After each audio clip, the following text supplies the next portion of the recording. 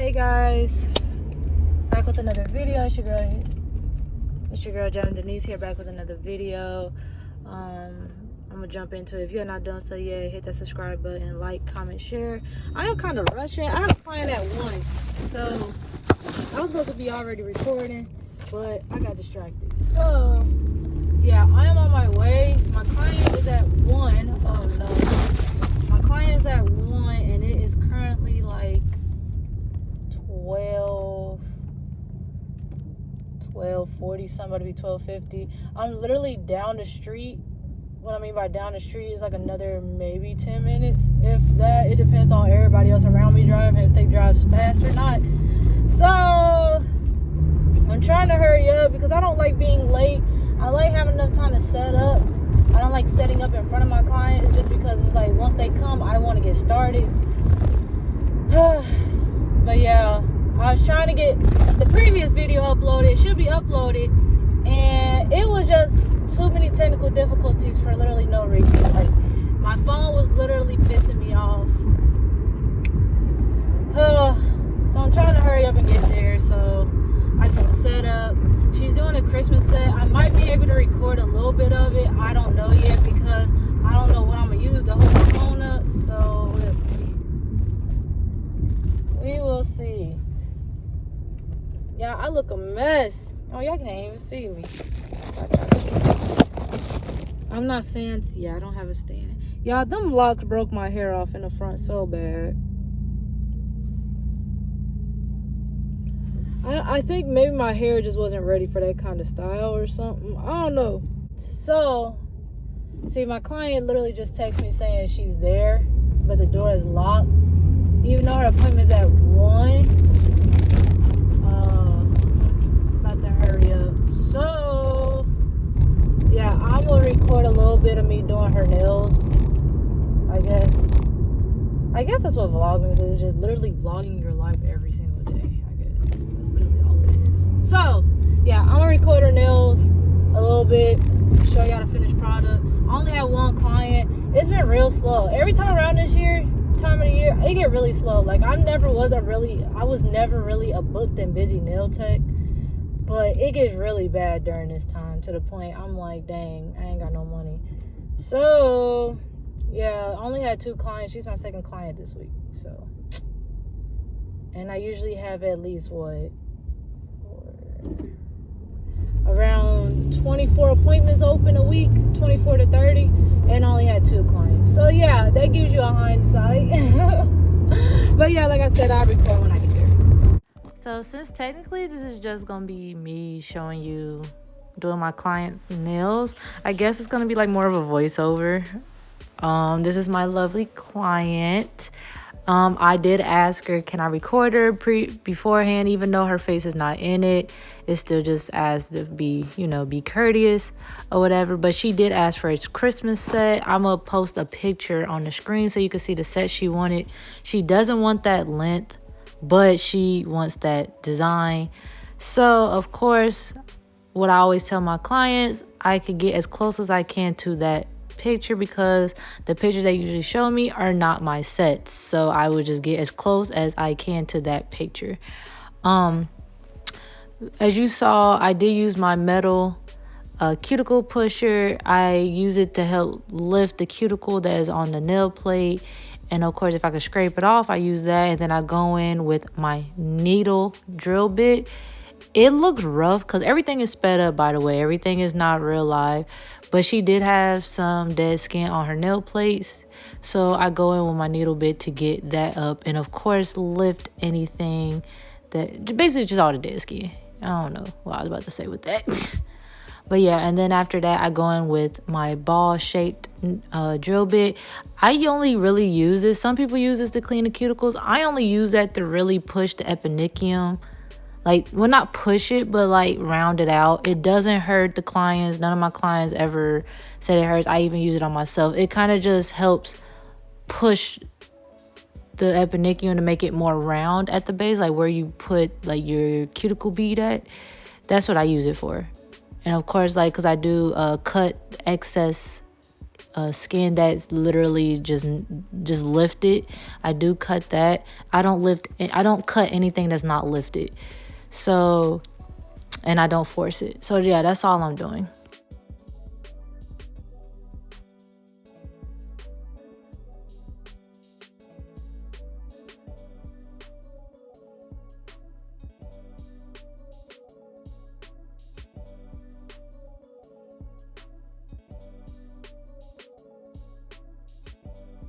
Now, I'm pretty sure y'all are aware of this. It's just a sanding band. I lightly go over the entire nail plate, to remove the shine. Like I said, this is sped up, so I am not rough. I barely apply any pressure. As you can see, I'm literally, even though it's going fast, but you can see I'm constantly lifting it up every chance I get. I do not repeatedly go over because I don't want to cause friction, which can burn my clients. My goal is to just, not damage the nail plate, basically. That should be every nail tech's, goal. That should be the number one thing. But some nail techs don't care, so, go crazy, sis. And if you keep doing it, I guess, if people come to you, go crazy. But, yeah. This is a fine grit drill bit, not drill bit, but sanding band. I used to use medium. I don't know, I was tweaking, because you don't even need medium to remove shine. Fine is just enough. It's literally, because you're not drilling that much, guys. You don't need to make it rough. You don't need to make the nails very rough. You're just removing the shine so the glue can stick. That's it. And now, boom, I am going in with my cuticle nippers. I'm just cutting what's lifted. It'd be some little pieces of skin that just be left over that's still on a nail plate that be hiding. And not really, it's not in the folds, but it'd be in that area. I feel if you know what I'm talking about, it just be that little piece. And if I can't get it, I just leave it alone. But sometimes I'll be determined to get it. But if I know it's not worth it, then it's not that deep. I just cut whatever's lifted. If it's not lifted, I'm not cutting it. Because I'm not about to force, doing that, because it is live skin. Well, not what I'm cutting is live skin, because if it was live skin, they would be like, ow, ow, ow. My clients, they don't feel this. Right here, it was a little piece that was on her nail plate, and it would not come off. But I ended up getting it. But yeah, so I feel people watching oh, was you nervous doing this? I feel it took a while for me to get used to cutting the cuticles. I literally had to force myself to do it to get comfortable, because if not, I would have been struggling. I was scared the first time I did it on a client, because I was so scared I was gonna cut her, because I'm what am I cutting? Because she barely had anything lifted. So I was just should I just skip this step? But then I was you got to get comfortable, just cut whatever you see. And then over time I got real comfortable, so here we are.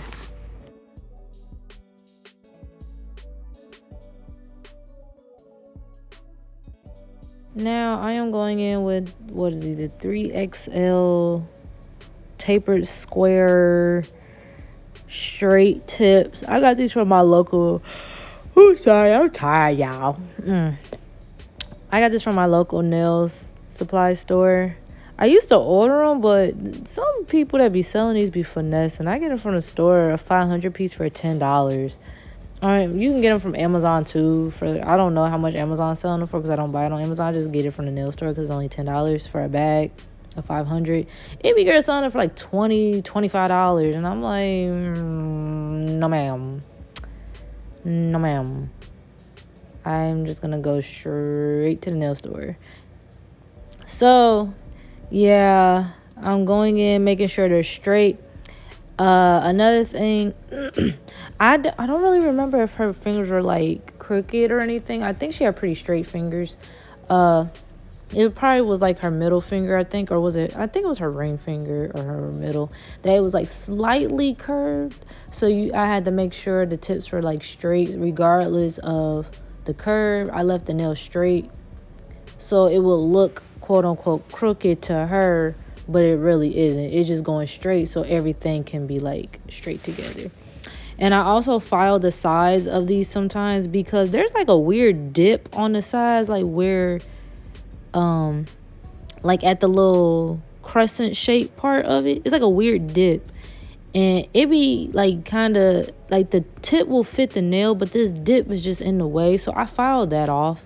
I don't know if you do nails and you use tips, these kind of tips, and if you notice it, you know what I'm talking about. I don't know. It's kind of like a weird, I don't know. I just file it off so it could just be straight, just like regular tips, how they be. So, yeah.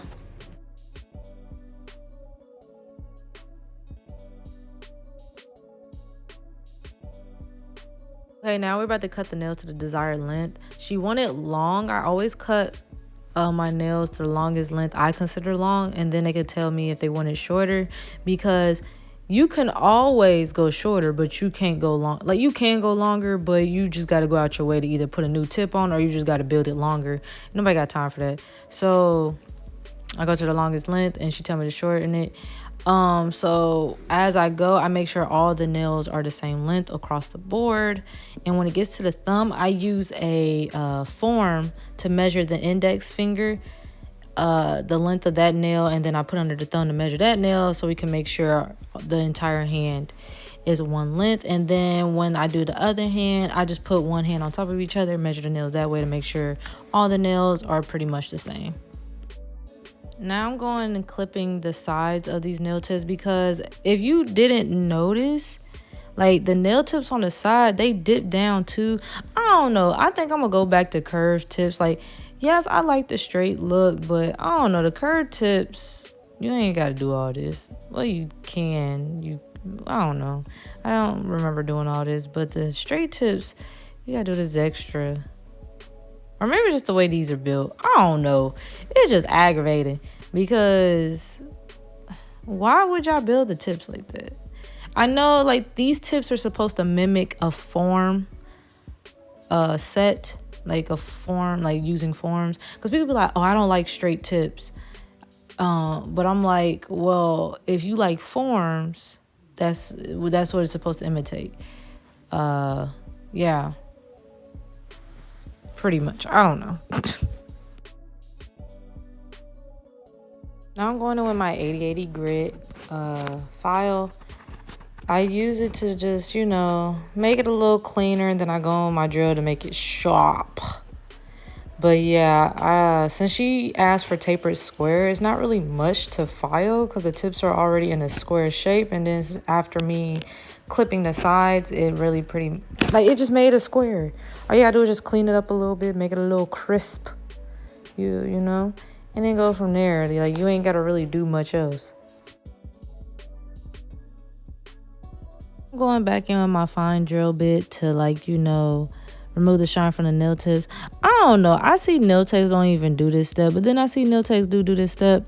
I just feel like it probably does. I feel like it does help when you're adhering to acrylic, due to the fact, like, if there's no shine, it's not slipping and sliding all over the place. But sometimes, I don't know. And today I was actually aggravated. You're actually going to see it when I was doing her nails. It was cold in the salon. So when it's cold, it actually, messes with the acrylic. So it makes the acrylic take longer to dry, and it becomes more runny, which was pretty aggravating. And I don't know, it was just, I was so pissed because it took longer to do this set because the acrylic was just not setting how I wanted it to. You also see that I'm kind of going on the sides with the drill. I do it to sharpen up my shape a little bit, because I'm gonna actually insert a video of my shape at the end. Neon is like a sweeter version of Berthia's, basically. No, pretty much. Oh, I love. Okay, so right now I'm going in with my primer. I do double prime. Is it necessary? No. Everybody has their own ways of nails staying on. This is my way. I don't care. So I'm like, double prime is not necessary. Okay, sis, that's fine. To you. But yeah, I go in double prime on the nails, and I'm shaking it because I didn't feel like opening my new bottle yet. So I'm making sure I'm getting every last drop of that primer. I'm making sure every drop hitting them bristles as I pull it out the bottle, because I'm not opening new bottle yet. And you see there's a second one in the bag. It's because I lost that one, bought a new one, opened it, found that one. Now I had 2 of them. They both low. So I'm making sure I'm using every little drop. You know, see, I'm just constantly just keep going over it. But yeah. And in the next clip, I actually don't show myself double priming in the video, but I did do it. And I'm also showing putting a clear base down. One, because all my stuff is by the same brand, Young Nails. So my primer, my monomer, and my clear acrylic. And since that is literally the acrylic system that works best with each other, I make sure I put a clear down, because if I'm working with other colors, I don't want to put the other colors on the base with the primer, because what if the primer and the acrylic just don't mix well, and then we have lifting and blah blah blah. So I always put a clear base down before I start my set. I do that for all my nails. I don't take it all the way down to the end of the tip. I just put it where I put the primer. That's all I do. So on the picture, you noticed if you remember on the pinky, it had like a blue background with a white and blue stripe glitter, right? So now, well, at the time when I first looked at it, I thought it had a glitter background with white and blue stripe. I was wrong, because when I looked at it again when she was sitting here, I was like, oh, the background is actually just blue and the line is glitter, not the background. But we agreed to make the background glitter instead, and then draw on the white and blue lines, so we ain't gotta do the extra. Thought it'd just be easier. But yeah, this is some glitter that I have for probably like 2 years now, because a lot of my clients, a lot of them working like corporate jobs, nurses, or they just don't like a lot of fancy dancy, you know, nails, the blings. Like, they're not into that kind of stuff. So I have a lot of stuff that I first bought when I first got into nails that I haven't used probably since I first got them. So they just be sitting there, like all my glitters and stuff like that, which sucks, because I be wanting to use them, but nobody want them, so whatever. But we agreed on this color on the pinky. And then I have the white acrylic on her ring, index, and thumb, because for the blue, we're going in with the polish, and the white is just gonna be the base, so the blue shows up a lot better. We ain't gotta go in with so many coats. We only use 2 coats of the gel polish to make sure it looks good. And then the French, I didn't feel like dealing with acrylic French. Honestly, I did not feel like dealing with that. So all I did was use a peachy tan color for the whole nail, and then drew on the French.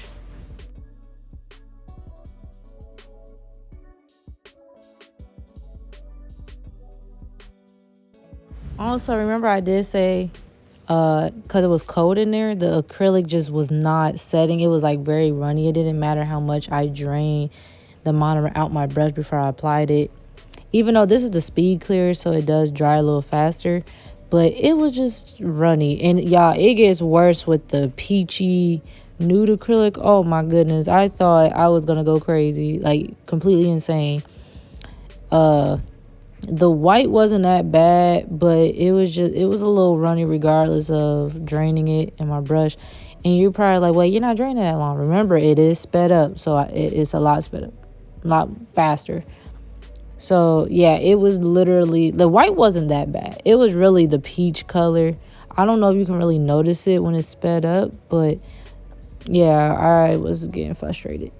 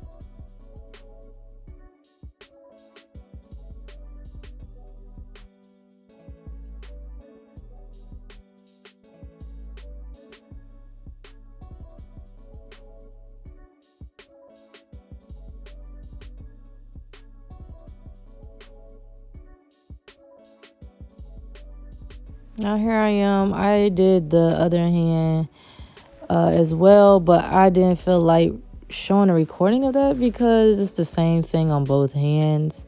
So yeah, I'm going in with my file, giving it shape, getting the sides together, and stuff like that. And you know what's so frustrating with me? I am such a perfectionist, and when I'm doing people nails, I'm always like, a lot of things are always going through my head. Like, it's like a little voice that always be like, oh, you should do this better. Oh, maybe next time. Or, oh, you should do that. Oh, you should do this. Oh, what are you going to eat after this? Oh, what you going to do? Oh, you should do this. What if I hold it this way? Like, it's just so many things that run through my head. And also it depends if my back is in pain. Sorry, like, I always, like, get super close when I do this part. So, yeah, you're going to see my head get closer. Yeah. So, I noticed, like, being sped up, you're probably like, oh, it didn't look that runny. It really was. Like, it got to the point, like, I had to keep going in and add a layer of acrylic because my apex kept falling. It didn't matter how much I drained the dang on monomer out. The apex just kept falling. So it looked like a surfboard nail. And I don't want surfboard nails because they're not going to last. It was just a lot. And I always turn my clients' hands this way to make sure the top part of the nail, the flat piece, is straight and not crooked at my cut. I don't know. It's just easier to see it in that way. I wish I was more in frame. Y'all can barely see myself doing it. But yeah, I always do the first 4 fingers, turn it, do it, and then I do the thumb, shape the thumb, and then turn it, and then go to the next hand.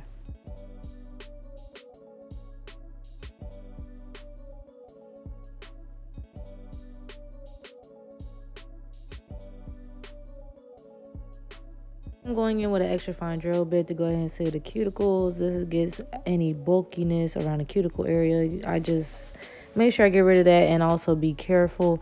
I get really, really, really, really close so I can see to make sure I am not getting close to that nail. I'm not getting close to the epiniki. I'm going to cut my client. I just make sure, like, I'm sealing it the best I can before moving on to the next finger, and then I go on top of the nail a little bit to get rid of the roughness. In this instance, I do buff as well, so it's not really necessary. It was a moment I wasn't using buffer, so I would just use the bit to do that, be my buffer. But in this case, we just do it a little bit just to make it go faster.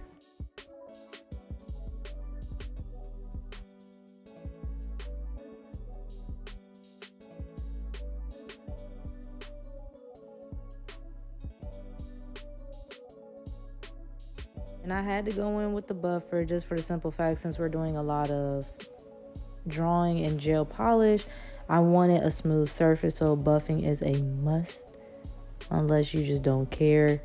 Unless you have the IBD top coat and you're not drawing. With IBD top coat, you don't even have to buff. You just go straight into it. Because, I don't know, I guess that's their thing. And I've done that, and it still look trash. So buff your nails. But it's a girl that I watch, and she don't buff her nails, and she used IBD. And her nails look like she did buff them. But when I did it, it looked rough. And I don't know if she used a filter. Maybe she used a filter, because there's no way.